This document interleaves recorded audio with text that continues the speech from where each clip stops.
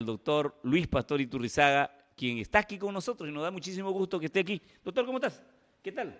Buenas noches. Buenas noches, amigo Picelli. Gracias por la invitación. Y mire, hoy día que estamos acá vamos a hablar de este tema que es de interés, así como la universidad es de interés nacional, este es de interés provincial. ¿Cómo es el tema de la ley que declara? A ver, vamos a poner la ley en la pantalla, Switcher, el último documento que demandé, que hoy día lo pusieron en el correo, hoy día salió en el correo, ahí está. Mire, vamos a leerlo. Promulgan ley de creación de la Universidad de Chincha. Ahí dice, el gobierno central oficializó en el diario El Peruano la ley número 31.709, de autoría del congresista Alejandro Muñante, que declara de interés nacional y necesidad pública la creación de la Universidad Nacional Tecnológica de Chincha, UNATECH. Su promulgación nos alegra enormemente porque cuando este sueño se concrete, los jóvenes de esta localidad ya no tendrán que recorrer varios kilómetros para poder cursar estudios superiores y ojalá ese día Chincha recuerde que el Congreso lo hizo, manifestó el legislador. El parlamentario agregó que en noviembre, cuando se debata la ley de presupuesto del sector público 2024, buscará una partida especial para su ejecución, teniendo en cuenta que el alcalde de Chincha, César Carranza, cederá 9 hectáreas de terreno saneado para el recinto universitario. Arriba, en los 300, dice, 300.000 habitantes es la demanda educativa en la provincia de Chincha. Usted es un experto en temas jurídicos. Gracias, Richard. Usted es un experto en temas jurídicos. Y nos gustaría que nos dé su punto de vista. Bueno, en primer lugar, mis saludos y felicitaciones a todos los chinchanos, porque esta es una conquista a los chinchanos y también a los que han promovido, ¿no? En particular, yo quiero hacer una mención porque he sido testigo directo, ¿no?, del rol cumplido por el doctor Mario Camacho Perla durante años y, por qué no decirlo, décadas, ¿no?, uno de los propulsores. Y bueno, veo al congresista Muñante, también César Carranza y otros más. A Andrés Flores Ponce y a Nancy Almeida, por ejemplo. Y todos los que han dado su granito de arena para lograr esta ley que, como su nombre lo señala, declara de interés público. O sea, todavía no se ha convocado examen de admisión. ¿Okay? Todavía no. Todavía se ha declarado de interés. Significa, por lo tanto, que ahora viene todo un proceso de estudio, análisis. Eso es lo que quiero que me explique. ¿Qué sigue? Porque mire, tenemos la ley que declara nuestro interés, ¿verdad? Exacto. El Estado Nacional tiene el interés ahora, por ley, de crear la universidad. Ayer hablábamos con el congresista Alejandro Muñante, a través de Melódicos Televisión, siempre tenemos el Zoom dispuesto, y él nos decía que este es un motivo para que en el presupuesto nacional se pide el dinero para su ejecución, que hay que comprometer al alcalde provincial, al gobernador regional y al gobierno nacional para que concadenados se pueda ejecutar rápidamente esta norma e implementarla. ¿Qué opina usted?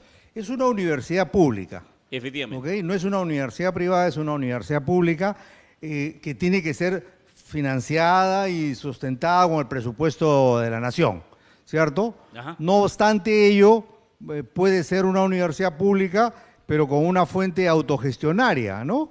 Como estamos viendo, hay un aporte en la parte del territorio, el lugar donde va a funcionar, y pueden haber diferentes, digamos, Aportes.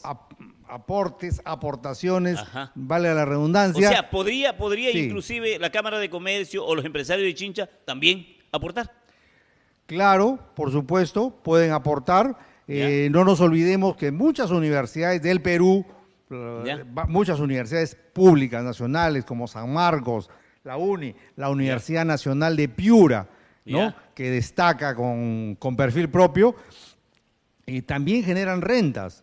O sea, existen empresas creadas por la misma universidad y donde participan particulares, ¿ok? Y eso va a generar una fuente de ingreso para el financiamiento de la universidad, ¿ok? Antes y también después. Pero, bueno, cada universidad en cada jurisdicción tiene su propia particularidad y justamente las universidades como centro de ciencia y cultura se crean para el desarrollo de su jurisdicción. Entonces, esta jurisdicción tiene su propio perfil, a diferencia, vamos a poner un ejemplo de Moquegua o de Tacna. Y por lo tanto, la universidad, el perfil, las características, las carreras, los planes de estudio, tienen que ir orientadas al perfil del desarrollo sostenible y armónico de la ciudad de Chincha. ¿Ok? Esa es, digamos, la situación en la cual ingresamos a partir de que el Congreso ha aprobado declararla de necesidad pública. ¿Ok?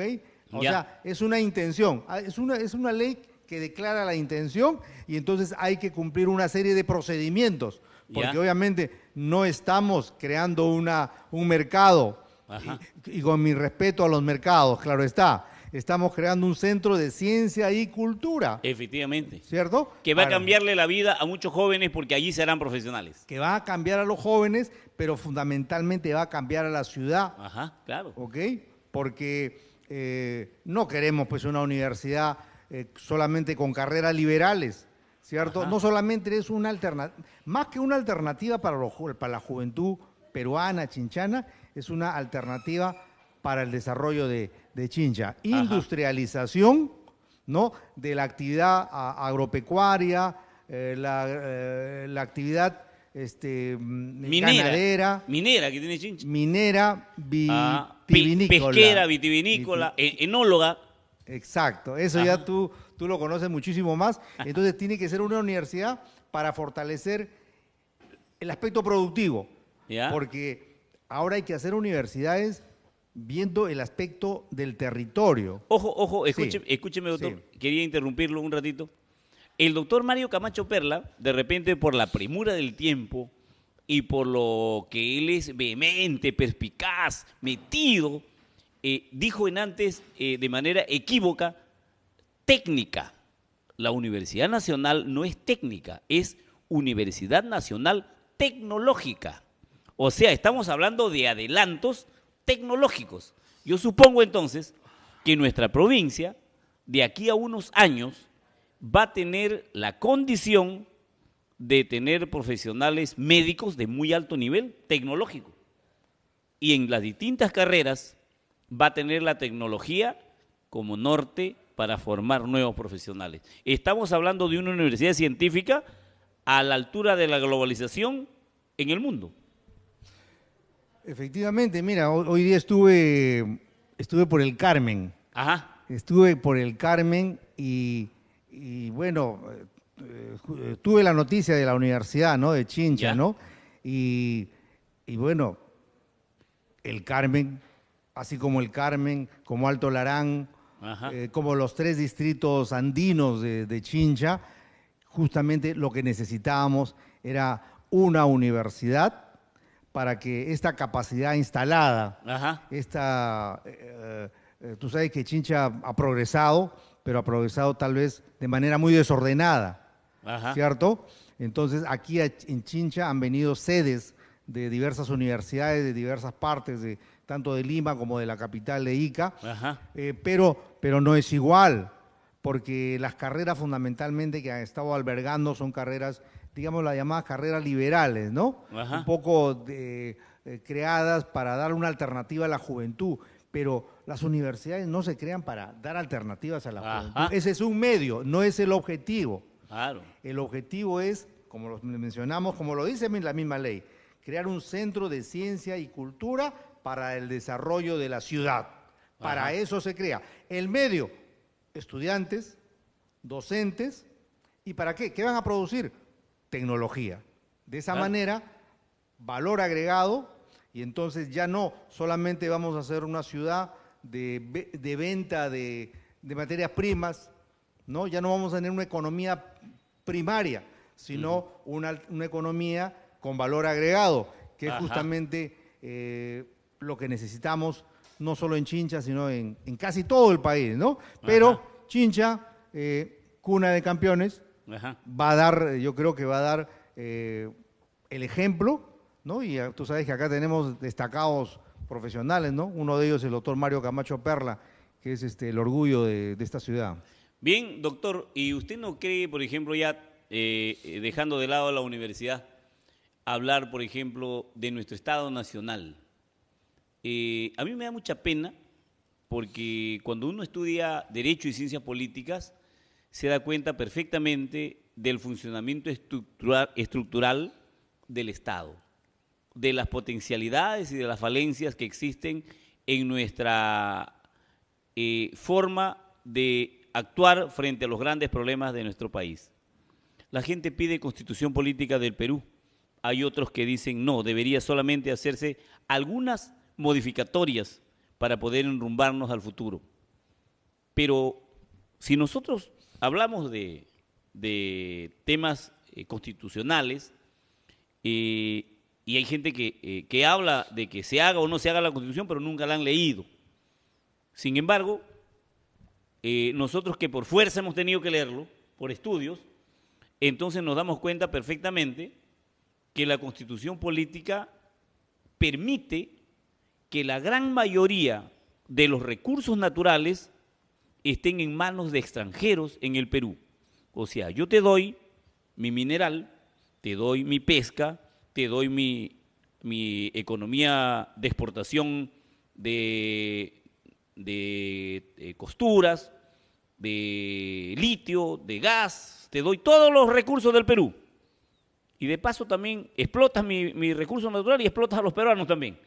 Entonces el Perú no puede ser tan permisivo. ¿Por qué en el Perú, doctor, no se ha implantado un sistema como se ha implantado en otros países? Por ejemplo, yo he visto el caso de Noruega, por ejemplo. Los noruegos vivían solamente del petróleo y de la pesca. Y cada vez que vendían petróleo iban guardando una partecita,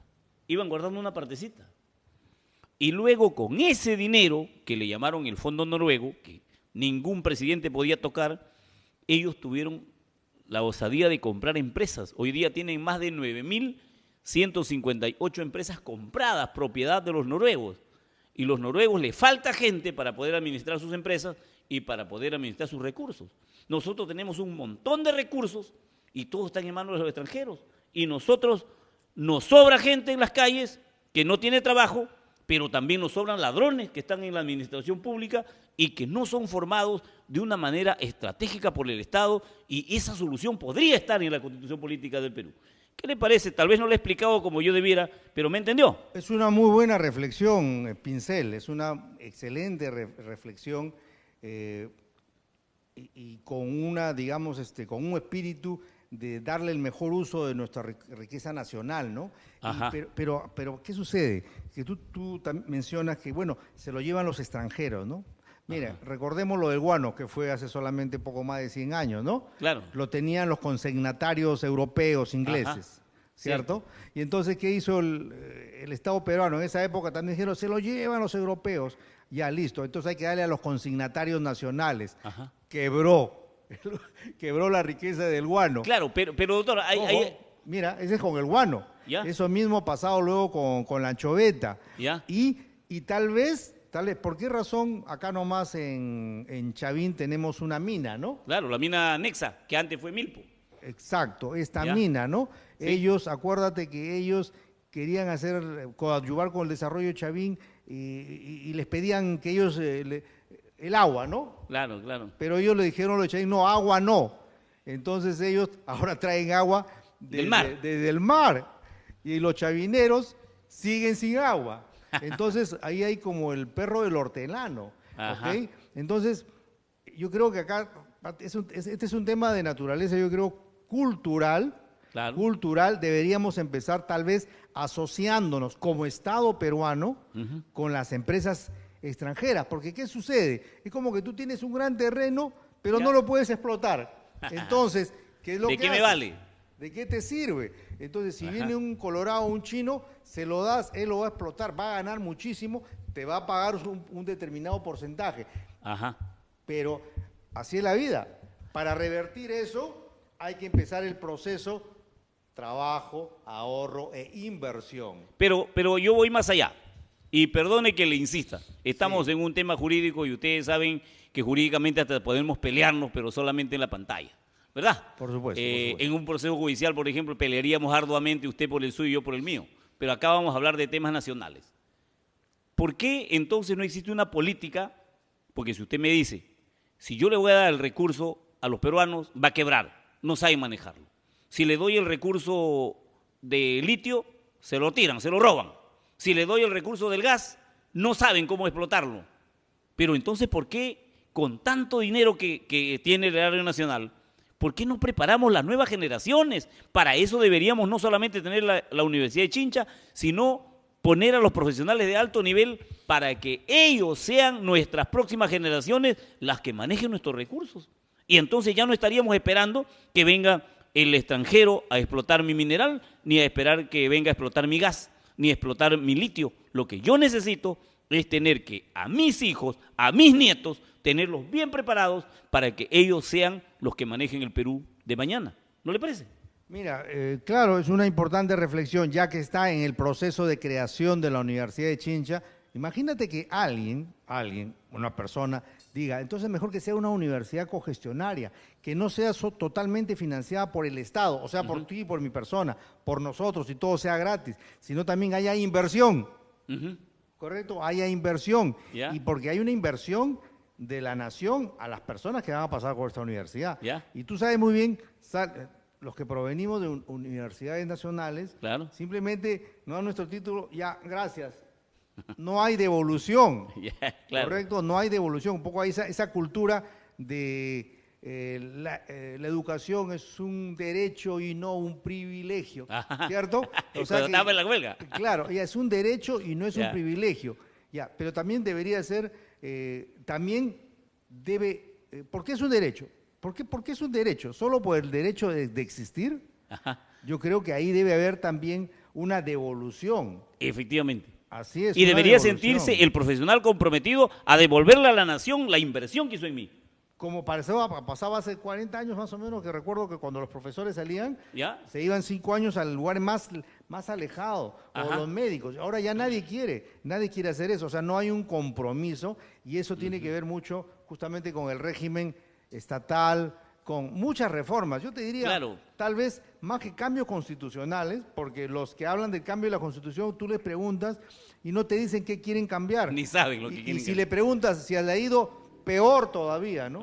Pero hay una legislación importante que sí debería empezar a reformarse. Y justamente es eso lo que yo le digo que deberían hacer. Por eso yo aquí a la gente le digo, el Perú debe de ser parte de una refundación nacional, en donde nosotros pongamos los hitos, los lineamientos nacionales para que nuestro país desarrolle. Pero tenemos que ser principalmente honestos para reconocer lo que no está bien y para poder poner los puntos de desarrollo de una vez. Obviamente que nosotros no lo vamos a poder ver el fruto de nuestro esfuerzo, pero sí serán las próximas generaciones, pero hay que poner los patrones fundamentales para que esto se pueda dar. Mientras no se dé esto, yo no soy un líder político, pero pienso que eso que le estoy diciendo es un cuestionamiento mío, doctor. Pero fíjese que eso es lo que yo creo, lo que yo he aprendido aquí conversando con la gente, lo que creo que va a tratar de llevar adelante al país. Porque miren, todos los peruanos deberíamos poner un granito de arena. Y pienso, y defiendo mi tesis, porque he visto muchos casos. Y creo que esa es la mejor solución, viendo cómo otros países que son más pequeñitos que el Perú, que no tienen tantos recursos como el Perú, qué bien se han levantado. Y nosotros que tenemos muchísimos recursos, mire, en el año 1532, que han venido los españoles, en el año 1535 que fundan Lima, se han robado miles, no estoy echándole la culpa a todos los españoles, pero la historia lo dice, se han llevado miles de kilos de oro y plata del Perú. Desde esa fecha hasta ahora le siguen robando al Perú, porque ahora le siguen robando los gobernantes del Perú. Y todavía tenemos recursos, tanto hay en el Perú que se siguen robando. Imagínese usted. Entonces, si tenemos esa riqueza que Dios nos ha puesto aquí como recurso, ¿por qué no tenemos esa riqueza mental? Esa riqueza del conocimiento, de transformar este país. No, doctor, estoy soñando mucho, adelante. No, no, no. Tú eres una fuente de muchas ideas que estás fluyendo porque tú ya tienes, no sé, 5, 10, 15 años, donde todos los días compartes ideas con diferentes personajes de la actividad política, productiva. ¿Pero qué le parece esa reflexión? ¿Qué le parece? Me parece una reflexión interesante y como tú dijiste hace un rato, tenemos que debatir. Estamos en época de polarización. Claro. Y yo creo que hay que romper algunos mitos. Hay que romper algunos mitos, ¿cierto? Por ejemplo, eso lo de que vinieron los españoles exclusivamente solo para llevarse nuestros minerales. Yo o sea, no quiero salir en defensa de ellos, de eso no se trata. Claro. Pero en pleno siglo XVI, la universidad más antigua de América está acá en San Marcos, en Lima, ¿no? Claro, sí. Y luego lo hicieron en Ayacucho y luego en el Cusco. O sea, no solamente hubo, entre comillas, saqueo, ¿no? Claro. Sino también al hacer esas universidades, ellos también ahí había un planteamiento de colonización, Claro. cruce de culturas. O sea, ellos hicieron algo parecido a lo que hicieron los incas, porque los incas invadieron a los cajamarcas, y esa era la época, ¿cierto? Claro. Estoy retrocediendo demasiado, creo. Entonces, pero hay un mito, hay varios mitos en los cuales nosotros generalmente le echamos la culpa a los extranjeros de nuestros males. No. Ahí hay que separar la paja del trigo. Okay. Yo no le estoy echando la culpa a los extranjeros. Estaba provocando. Porque mire, si nosotros permitimos a través de leyes, a través de decretos, a través de la Constitución, que ellos nos asalten, y es problema nuestro, no es problema de ellos. ¿Se da cuenta? Yo Pero creo que nosotros nos asaltamos más de lo que nos asaltan ellos. Es verdad, eso es verdad. Al menos nos dan canon, ¿no? Porque con ese canon se Ajá. financian casi el 100% del presupuesto de Ajá. 1.300 municipalidades. La historia de los últimos años, en el año 2022, 2023, 2021, se han perdido más de 20.000 millones de soles en actos de corrupción, doctor. Y esa situación, francamente, que es preocupante. Es tremendamente preocupante. A mí me preocupa realmente cómo se ha corrompido la policía, el poder judicial, se ha corrompido la educación. Prácticamente ya hay muy pocas personas honestas en el mundo. Es más, si usted ahorita se pone de manera honesta a defender las cosas, le van a decir que usted es corrupto. Imagínese. Efectivamente. O lo toman de tonto. Sí, como la obra de Dostoyevsky, El idiota, ¿no? Fedor Dostoyevsky. Y le decían idiota, ¿sabes por qué? Porque era honesto. Porque era honesto, sí. Porque era honesto, ¿no? Ajá. O sea, todo, digamos, a la inversa. Ya me hiciste olvidar el comentario que te iba a hacer. Bueno, pero yo coincido en muchos aspectos de lo que tú estás planteando, pero estamos en época de polarización. Saquémosle lo positivo de esta polarización, Claro. de estas protestas, de estos actos violentos, inclusive del resurgimiento de actos terroristas, ¿no? A los cuales todos rechazamos. El aspecto de la polarización permite justamente poder tener cosas, aclarar determinados aspectos, ¿no? Entonces, vuelvo a repetirte, se requiere cambios. Claro. Definitivamente se requiere cambios.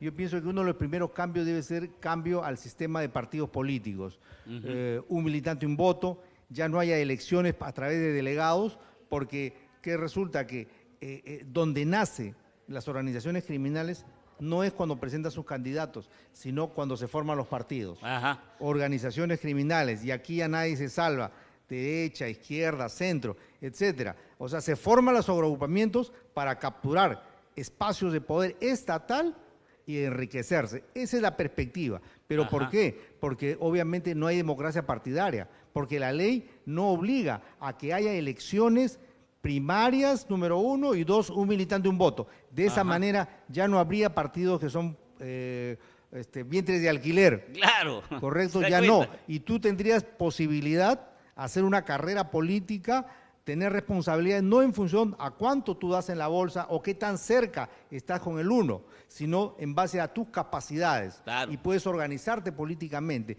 como en varios lugares, ¿no? Donde hay una vida democrática. Aquí no hay una vida democrática, Ajá. hay una vida pseudo democrática y por lo tanto y bueno, eso tiene que salir del Congreso de la República. Pero lamentablemente creo que en esta polarización no se ha atacado este tema, y es un tema de palpitante realidad. Claro, aun cuando, por ejemplo, desde el Congreso de la República nos han hecho una universidad al menos declarativa, nosotros tenemos que discrepar en algunos otros hechos que avergüenzan a todo nuestro país. Por ejemplo, el hecho de tener partidos políticos a nombre propio. Los partidos políticos, ¿cómo nacen?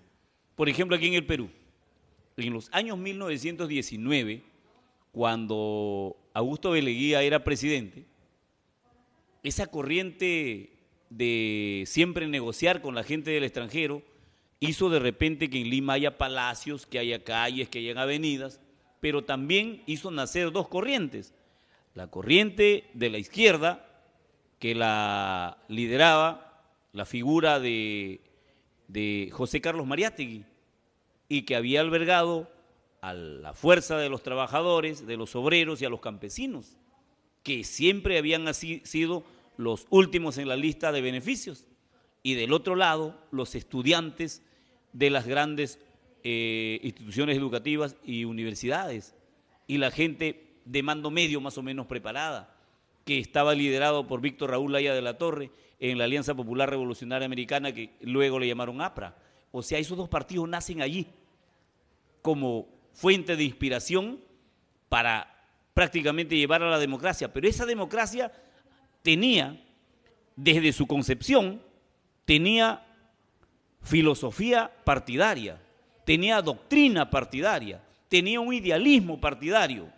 Los dos partidos, uno de la izquierda y el otro de la izquierda un tanto tirado al centro. Y yo le pregunto, ahorita, en este momento, tenemos partidos que hasta en su símbolo le tienen una A, por ejemplo, A dice, de Acuña, PPK, de Pedro Pablo Kuczynski. Tenemos partidos que ya prácticamente un poco más y pone su foto ahí. Entonces, doctor, estamos hablando de partidos que han desdibujado todo lo que es demócrata y se han convertido en un mercado político. El señor Luis Pastor quiere ser candidato al Congreso, ¿cuánto tienes? Si no eres mi pata, no, porque si vas a legislar en contra de mi universidad, no puedes. ¿Eso es correcto, doctor? Ese partido, yo estoy completamente seguro, no tiene ni partida de nacimiento. Pregúntele al dueño, no sabe ni conversar, imagínense, no estoy hablando mal. ¿Se da cuenta? Entonces, eso no contribuye a nuestro desarrollo, cuando los partidos políticos deberían plantear lo que estamos planteando nosotros. La resurrección de nuestro país. ¿Cómo lo sacamos adelante? Hay que sentarnos en una mesa y buscar la solución de nuestro país. ¿Cómo hacemos para que no se lleven nuestros recursos? Que no es culpa de ellos, es culpa nuestra por no legislar a favor del país. Si hablamos de estatización, no nos conviene. Si hablamos de nacionalización, pero entonces, ¿qué cosa nos conviene? Y estamos pasando los años, y los años, y los años, y no hacemos nada. Y miren, los políticos tienen 8% de aprobación. Es una desgracia porque no hacen nada por el país. La estructura de nuestro país se ha venido abajo, doctor. ¿Cuál es su apreciación? Empezamos esta conversación con un hecho muy positivo, ¿correcto? O sea, y ahora estamos yendo a los orígenes. Vamos a culminar con la primera frase de conversación en la catedral de Vargas Llosa, cuando dijo, ¿cuándo se jodió el Perú? ¿No? ¿Cuándo se empezó a joder el Perú, no?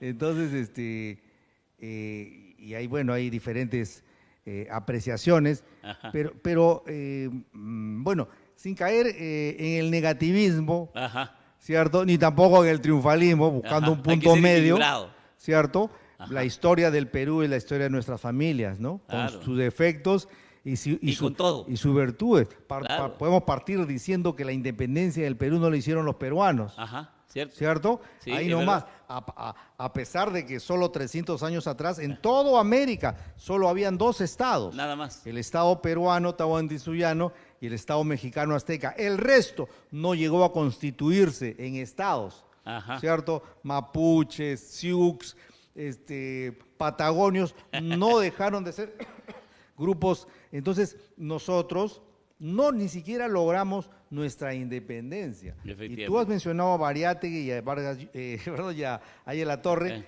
exactamente casi hace 100 años, ¿no? Claro. O sea, los pensadores, los que proyectaron el Perú de hoy, recién surgieron hace 100 años atrás. Ajá. O sea, no hace 200. Claro. Y muchos, entre ellos el que habla, yo creo que hasta la historia, o sea, la independencia de los pueblos del Perú, para mí realmente recién empieza en 1970 con la reforma agraria. Ajá. Y en 1980 con la autonomía de las municipalidades. Ajá. Antes no había ese orden. Este Perú no era nuestro. Ajá. ¿Ok? Era de otros, eran de descendientes. Ajá. Era pues no se configuraba como tal. Ahora tenemos autoridades elegidas por la misma población con sus defectos y virtudes, ¿ok?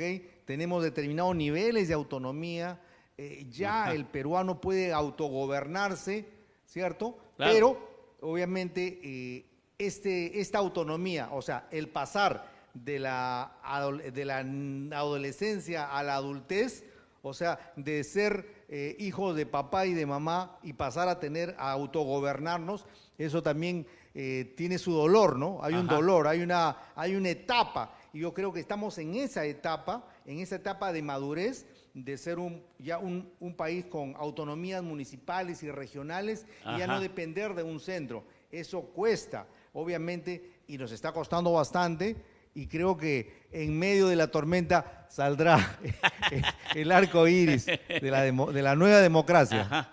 Hoy día las municipalidades vienen siendo gobernadas ya por nuevos inquilinos en los palacios municipales, pero a mí me preocupa mucho el hecho de que existen, por ejemplo, regidores que se quieren congraciar con el alcalde. Y como ven que el alcalde no quiere denunciar los actos de corrupción de la persona que estuvo de inquilino en ese palacio municipal antes, entonces se hacen los locos. No lo vi, no lo supe, no pude fiscalizar, y entonces mañana le puede caer una denuncia. ¿Por qué? Porque hoy se puede denunciar penalmente por hacer y por dejar de hacer, ¿verdad? Sí, mira, justamente estamos en la etapa de ruptura de mitos. Se cree que fiscalizar es oponerse. No, fiscalizar es controlar cómo está funcionando la casa para que funcione mejor. Tu esposa te fiscaliza, ¿o no? Bueno, no, a mí no me fiscaliza nadie. ya, pero si te fiscalizara, lo hace ¿para qué? Para que la casa marche claro, que bien, es lo normal, ¿no? En un hogar, ¿verdad? Claro, pero es que la municipalidad es un gran hogar. Ajá. O sea, el ser humano necesita una fiscalización, un control, porque uno no es perfecto. Ahora, si somos perfectos ya no debe haber fiscalización. Claro. Mira, en el mismo Poder Judicial hay doble instancia. ¿Por qué? Porque errar es humano. El primero puede errar. Para eso está la segunda instancia. Y es más, hay una vía extraordinaria. Ajá. Entonces, ¿por qué? ¿Por qué existe eso? Justamente porque es necesario el control, y por eso tenemos una Contraloría. Ajá. Entonces, hay que decirle a los regidores, fiscalizar no es oponerse al alcalde, y al alcalde hay que decirle, cuando te fiscalizan, no lo están haciendo porque quieren que fracases, al contrario, ajá, quieren que sea una excelente gestión. Que haga una buena gestión. Una buena gestión para beneficio de todas las personas, ¿no? Entonces ajá, hay que darle un llamado de atención, un jalón de orejas, o hacerle recordar a los regidores que fueron elegidos para fiscalizar. No solo los regidores de la minoría, ajá, también los regidores de la mayoría. Por eso, cuando ya se ganó, acabó la elección, entonces o sea, ahí ya no estamos hablando de bancadas, sino estamos hablando de roles de los regidores en sus comisiones y sus aportes a la ciudadanía. ¿A quién van a rendir cuentas ellos? ¿A la ciudadanía o a sus, entre comillas, partidos políticos que ya tú has dicho que no tienen ni ideología ni programa? Simplemente han sido para llegar ahí, ¿no? Yo no lo digo, es verdad. No es una cuestión que yo lo diga de mala leche, de mala fe, no. Eso es cierto. O sea, en el Perú nada más existe lo que en otros países no hay. Un partido político que tiene dueño. Es una propiedad privada ese partido. Propiedad privada. ¿Se da cuenta usted? Ahí nomás ahí nomás se da cuenta usted que ya no es democracia ya. Ya no hay democracia, ya no es un partido político, ¿cierto? ¿Se da cuenta? Entonces, Esa situación a mí me preocupa mucho. ¿Por qué? Porque desde la concepción ya empieza el asalto. El señor Luis Pastor quiere ser congresista de la República y va a un señor que es el dueño del partido. Y el señor dueño del partido no le va a decir, pase, señor Pastor, como usted sabe bastante de municipalidades, pase nomás de frente y yo le voy a dar tal número. Mentira. Le va a decir, ¿cuánto tienes? Tanto vales. ¿Sí o no? claro, ya está cotizada el orden, ¿no? Y entonces la El persona orden de que la va lista. como contraprestación a eso, ¿de dónde va a sacar su inversión? Porque va a ser congresista de la República y usted va a aportar y no le van a pedir, ya son como la policía de asaltantes, ya le piden bastante, no le piden 10 soles, ¿ah? Yo recuerdo un gran amigo mío, el doctor Mario Camacho Perla, cuando quiso postular al Congreso, le pusieron una cifra exorbitante, el doctor casi se muere. Entonces, imagínense ustedes, eso yo lo digo con conocimiento de causa, le pueden preguntar al doctor. Entonces, es un negocio la política. Para ingresar, se ha convertido ya no en un servicio, es un negocio, doctor. Entonces, eso tiene que cambiar en nuestro país, porque ahí ya viene la mala costumbre, si yo voy a invertir como un negocio ya, lo veo como una empresa, invertir tanto, voy a ganar tanto y voy a robar tanto también. Porque de algún lugar va a salir. Tengo que recuperar lo que he invertido, doctor, ¿o no? Claro. ¿Y de dónde sale esa recuperación? Del pobre pueblo. De las obras públicas, ¿no? No, bueno, fuera del pueblo, porque el pueblo es que contribuye para que el Perú tenga dinero, pues. Así es. Todo el canon que sale es del Perú. Y del pobre canon, por eso las obras que hay. Este Guayco desnuda las realidades. Mire cómo se llevan los puentes, mire cómo se llevan los colegios. Está mal construido, doctor. Es la verdad. Pero ahora ya que estamos hablando de Guayco, el gobernador regional de Ica salió en un medio nacional. Vamos a dejar de lado ya los alcaldes corruptos. Vamos a hablar del gobernador regional.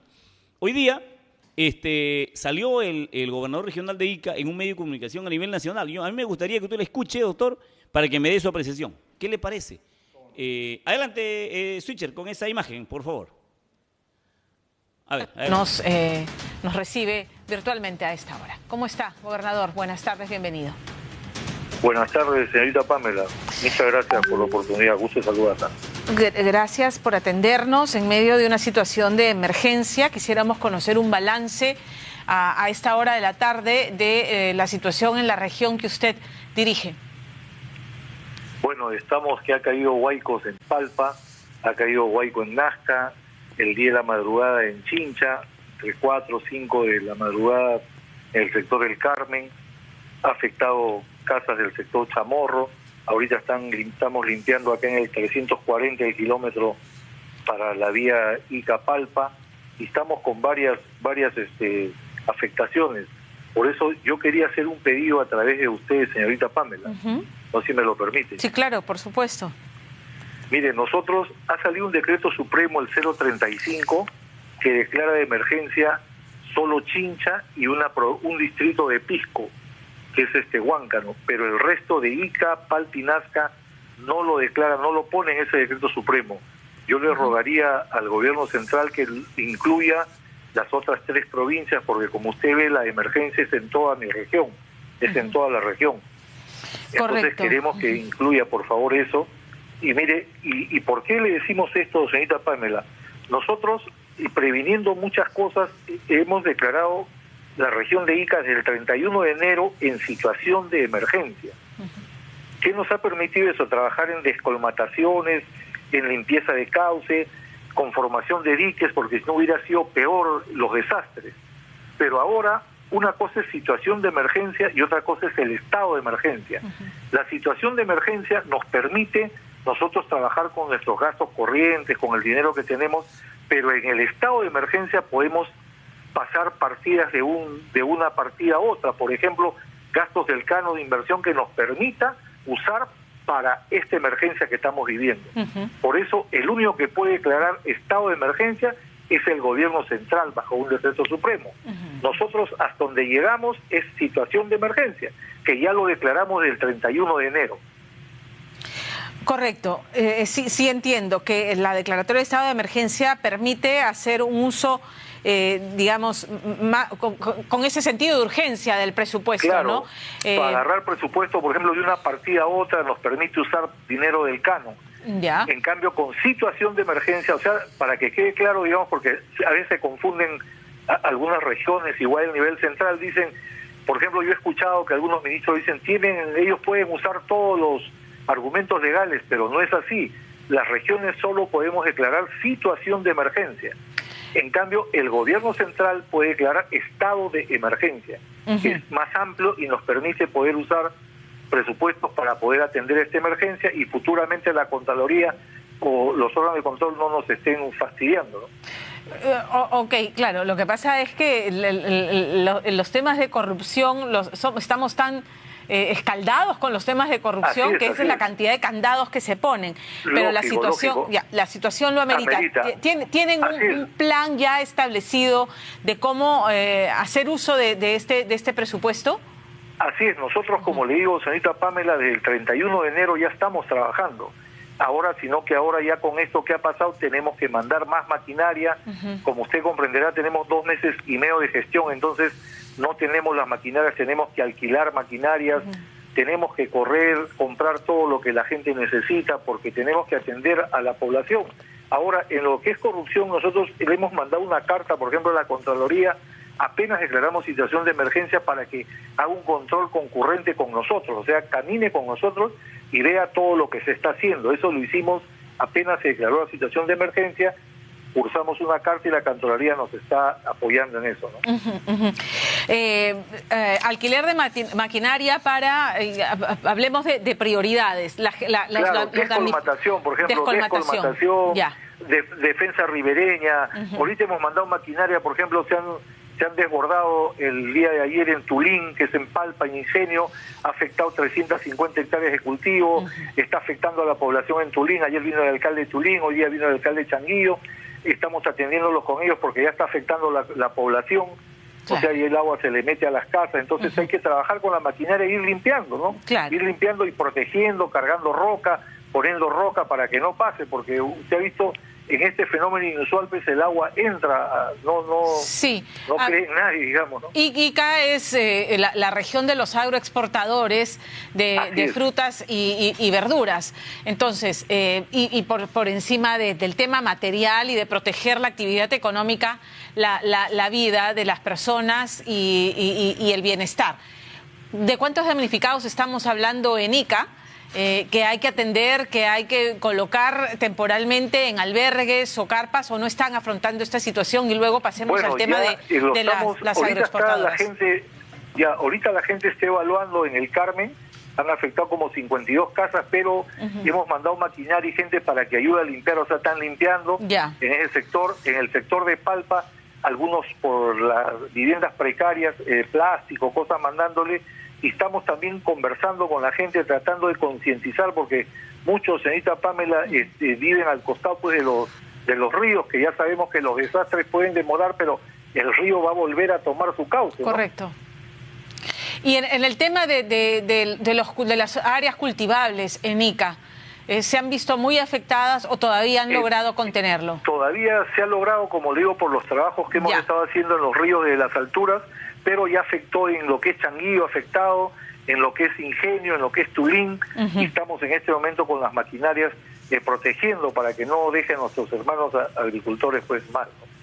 Respecto a las vías de comunicación, tenía entendido que el kilómetro 340 de la Panamericana estaba interrumpido. En este momento, señorita Pamela, ya la gente salió apenas pasó lo del Huayco, limpiando toda la vía. Ok, para habilitarla nuevamente. Así es. Correcto. Entonces, reiterar el pedido al Gobierno Central, al Ejecutivo, la declaratoria de emergencia en toda la región. De toda la región. Así es, señorita Pamela.